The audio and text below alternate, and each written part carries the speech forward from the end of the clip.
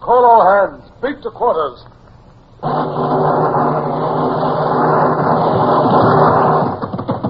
Run out the guns. Stand by the starboard battery. One broadside into it, if you please, Captain Bush. Pointers on target. Linstocks ready. Aye, sir. Ready. Fire!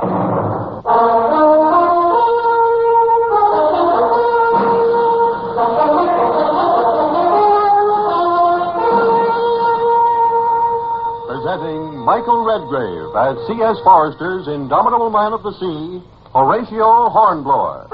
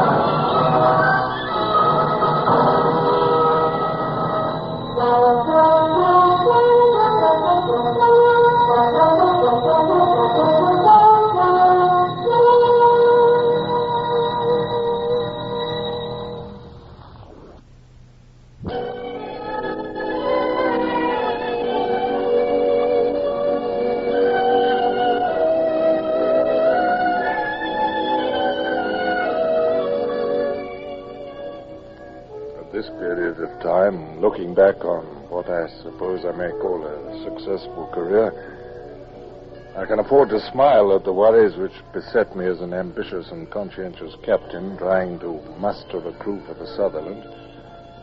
But those difficulties were real and painful enough then.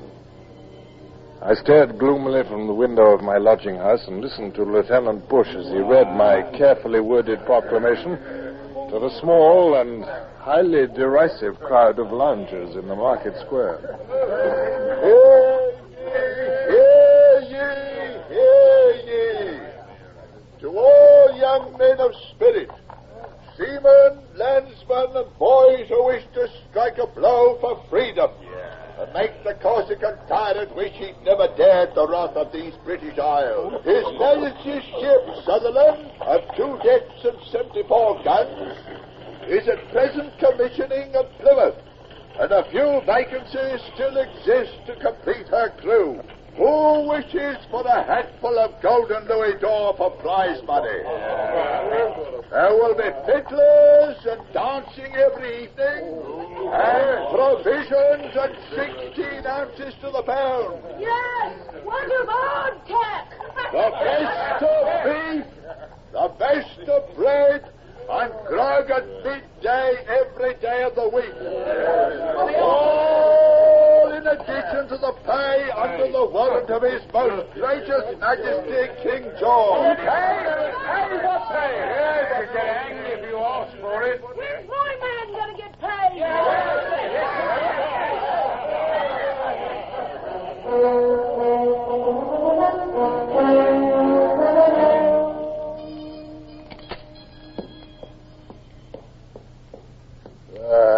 Not much luck yet, sir.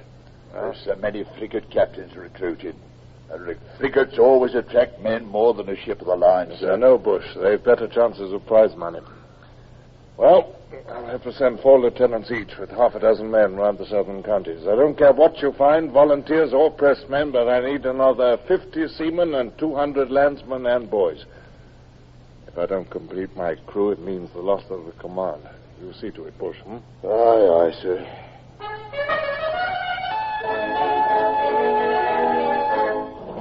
Master at Arms wishes to report, sir. What more indiscipline? He has my orders to flog the skin off any mutinous seaman. I'll have no unrest at the start of a new commission. I don't think he's that, sir. Why, look, here he comes now, sir. What a queer-looking lot of men he's got with him, sir. Oh, good heavens, what creatures are these? Handcuffed together, some are in leg irons, all in rags. What are they doing on my ship? What's the the devil is this? You aren't, sir. I signed a receipt to the soldiers what brought him. Soldiers?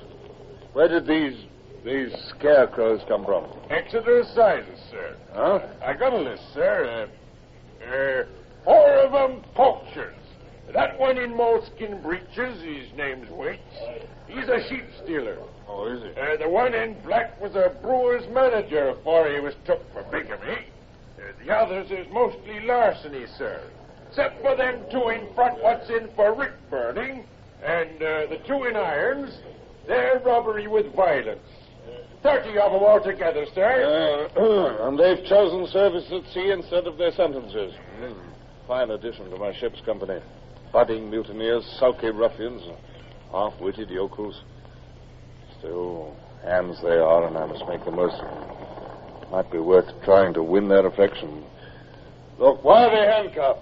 Release them at once. Beg pardon, sir. I didn't like to do without orders, seeing what they are. Never mind what they are.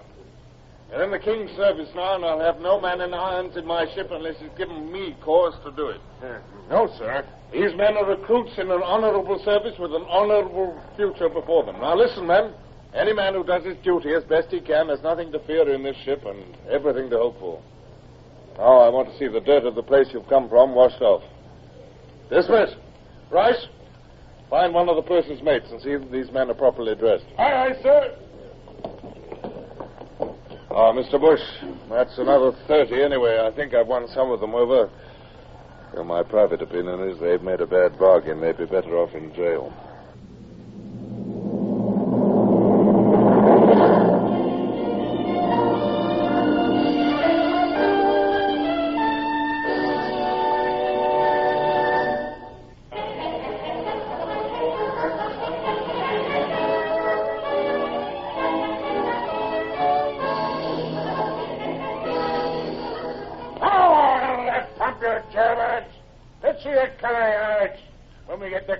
We see the color of your backbones, too, if you've got any. Help us trying to make sailors of you. You'll likely finish up overside with a shot at your feet before we make our scent. And a good job, too. Thompson! What's the meaning of this? Beg your pardon, sir. We're cleaning the prison dirt and fleas off them. But none of them ain't ever had a bath in their lives, and they won't get under that pump, sir. I won't have those men cowed, Thompson, and I won't tolerate bullying. One day all our lives may depend on their loyalty. Clean them by all means, but no bullying. Here, I'll speak to them. Look, under the pump with you, men. It won't hurt you. When we get to sea, you'll see me under that pump every morning at 7 bells. Isn't that so, you others, huh? Yes, You there, your name's Waits, isn't it? Now, set them an example. Under you go. Come on. Yes, sir.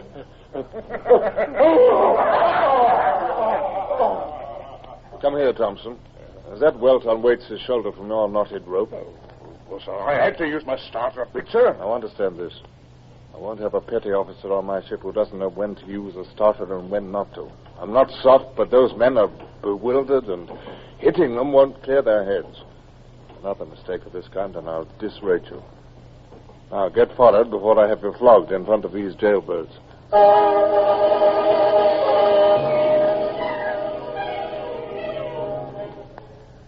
So it went on. All the worries of preparing for sea, re-rigging, revictualling, wondering whether I could man my ship in time. And other worries, too. Maria, my wife, was with me in my lodgings. Tearful, cloying, affectionate. She had whispered to me that it was possible we were going to be parents again. A new worry for me to take with me to sea. And I felt guilty because I was just over the shock of the news that Lady Barbara Wellesley, over whom I'd nearly made a fool of myself aboard the Lydia, had suddenly married Admiral Leighton, the man under whom I was now serving. Had my appointment been due to her benevolent influence, or was it a subtle revenge out of pique? I asked myself the question anew when a boy brought a letter to my lodgings, addressed to my wife and me. The Angel Inn, Plymouth, May the 4th, 1810. Rear Admiral Sir Percy and Lady Barbara Leighton.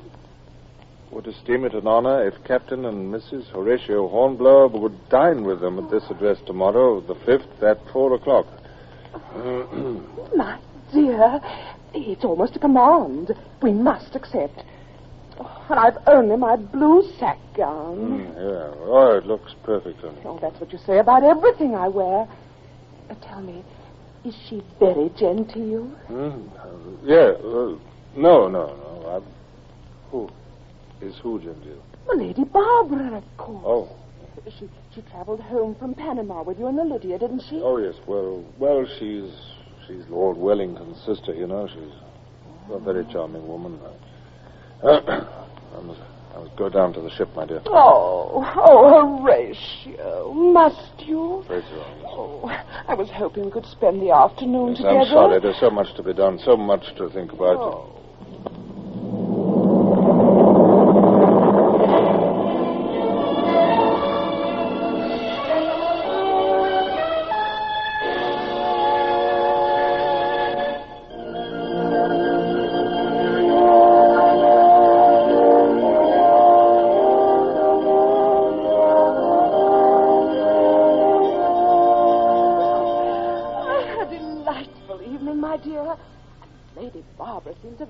Genteel person.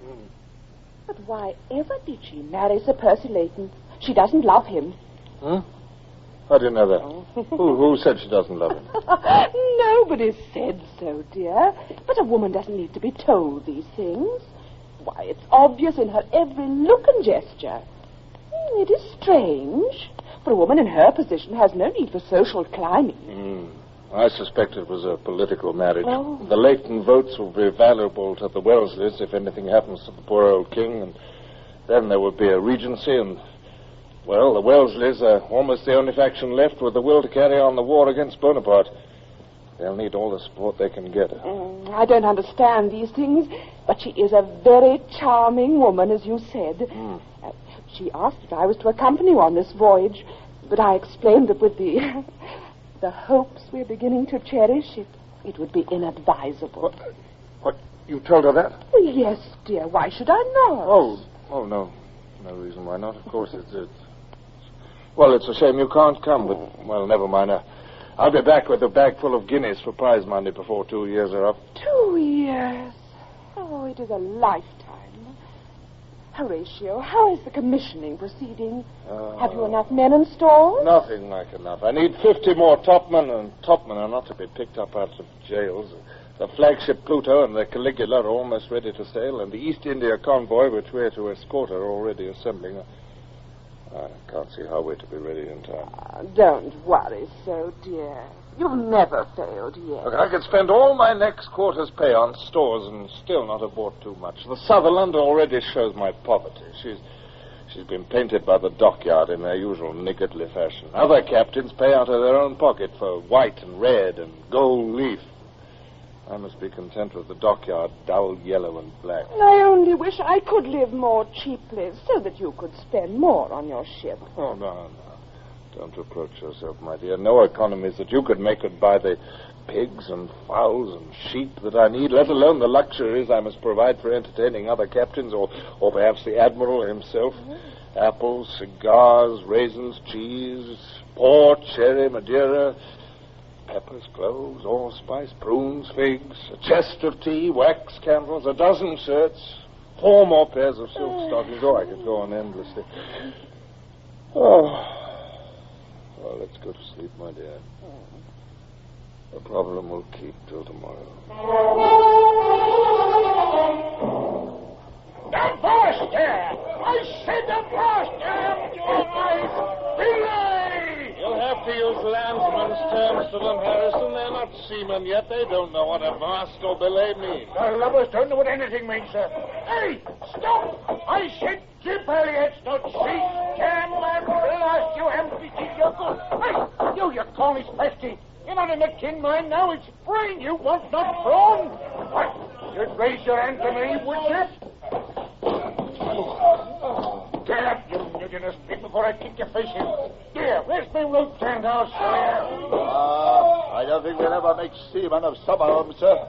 Shall I arrest that Cornishman for attempting to strike a superior, sir? No, Mr. Bush. He's too raw to realize what mutiny entails. At the moment, Harrison's method is best. After a week or two, they'll settle down a bit, I hope. They'd better, or there'll be some floggings or hangings. I'll keep the man at it, Mr. Bush. I shall go below and study my orders.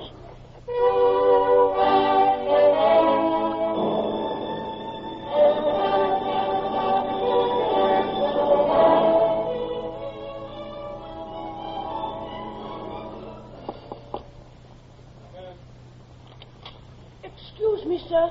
Mr. Bush sent me to say the last of the stores are coming aboard, sir. Oh, very well, thank you. Wait a moment. You're Midshipman Longley, aren't you? Mr. Gerard's nephew? Yes, sir. My first voyage, sir. Ah. Well, Mr. Longley, attend to your work and do your duty, and well, you may be a captain someday. Oh, very well. Tell Mr. Bush I'll be out presently. Yes, sir. Hey, Mr. Longley. Yes, sir. Come inside, boy. Well, come in. Stand still. What was it you said last? I said, sir, that Mr. Bush said... No. What did you say last? Last, sir? I said, yes, sir. Oh. And what ought you to have said? Aye, sir. Very good. We'll remember that. You've a certain quickness of understanding. You learn how to handle men, and you'll make a useful warrant officer. You may go. Aye, sir.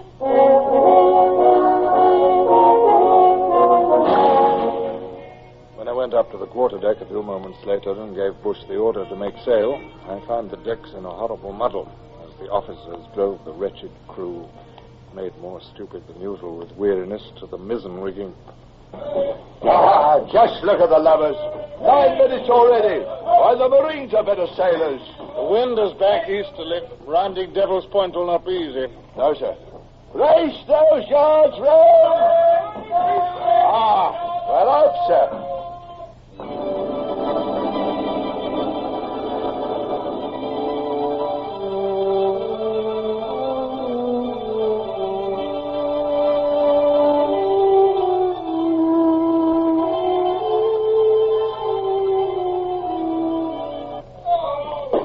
Look at those fools of transports, Mr. Bush, scattering before the wind as if they actually wanted to be snapped up by a privateer. The flagship shortening sail. Get our royals in. Aye, sir. Flagship signalling, sir. It's the Caligula. Make more sail. Take station ahead of convoy. Oh. Gad, it's Captain Bolton who's got that job and not me. They'll have to run down to hailing distance and perhaps fire a gun before those transports have taken any notice of him. Well, I'll be damned. Now, the Indiamen are shortening sail, and as though the convoy wasn't scattered enough. Admiral signaling for the Indiamen, sir. Make sail. I'll bet he's raving mad. But you can't court-martial him. But those India captains make £5,000 out of a voyage. What do they care about an admiral? I'd like to mind if I were in command. Night coming on, and the convoy scattered almost before it started.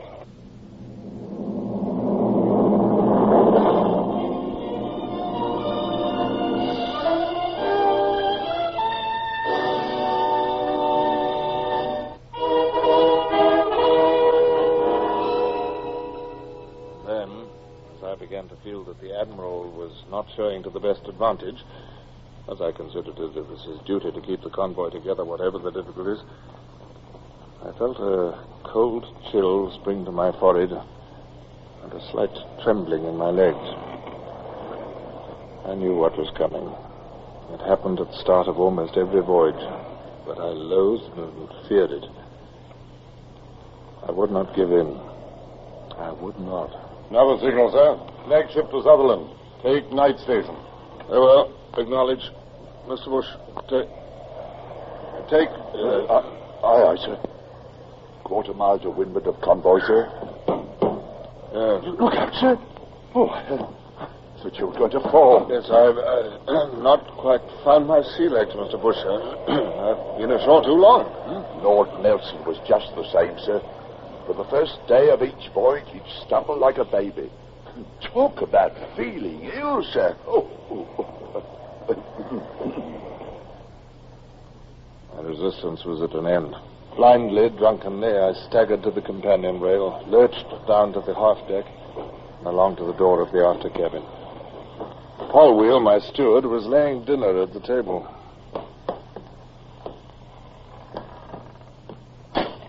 Get out, Paul Wheel. Are you feeling all right, sir? Can I do anything for you, sir? Yes, Paul Wheel, you can obey an order. What's that, sir? Get out.